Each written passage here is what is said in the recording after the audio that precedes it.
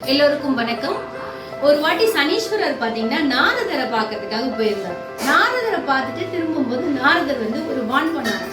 சனீஸ்வரா, நீ பூலோகம் எங்க போனாலும் போ, ஆனா திருமலை மட்டும் போயிடாத அப்படின்ட்டு. சனீஸ்வரருக்கு பயங்கரமா, நான் போகாத இடமா அப்படின்ட்டு போனாராம் திருமலைக்கு. திருமலைக்கு போய் அப்படியே அந்த காலை எடுத்து வச்ச உடனே திருமலை வாசல் அந்த சனீஸ்வரர் அப்படியே தூக்கி வீசி அடிச்சிட்டாரு. அவர் உணர்ந்தார் தன்னுடைய ஆணவத்தால இது நடந்ததுன்னு. சனீஸ்வரர் உணர்ந்து பெருமாள் கிட்ட போய் மன்னிப்பு கேட்டாங்க. என்ன மன்னிச்சிரு பெருமாளே, நான் தெரியாம நான் திருமலைக்கு வந்துட்டேன், என்ன மன்னிச்சிரு அப்படின்னு. நீ ஆணவத்தோட வந்ததால நான் உன்னுடைய ஆணவத்தை அழிக்கிறதுக்காக வந்தேன். அதனாலதான் எப்பவுமே பெருமாளுக்கு உகந்த நாள் பாத்தீங்கன்னா புதன்கிழமை தான். ஆனா சனீஸ்வரர் அவர்கிட்ட ஒரு வரன் கேட்டாராம்.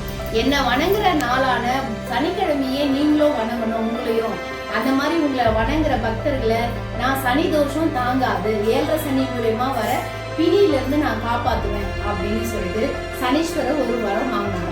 அந்த வரத்தாலதான் நம்ம எல்லாருமே பாத்தீங்கன்னா சனிக்கிழமைக்கு பெருமாளை வணங்கணும். திருமலைனாலே நம்ம சனிக்கிழமை தான் கும்பிடணும், சனிக்கிழமை தான் போகணும் அப்படின்னு நினைக்கிறதுக்கு முக்கியமான காரணம் பாத்தீங்கன்னா இதுதான். அதனால இன்னைக்கு எல்லாரும் நம்ம வெங்கட மலையானை வணங்கி அவரோட அருளை பெறுவோம். ஏழுமலையானே வெங்கடரமணா கோவிந்தா கோவிந்தா.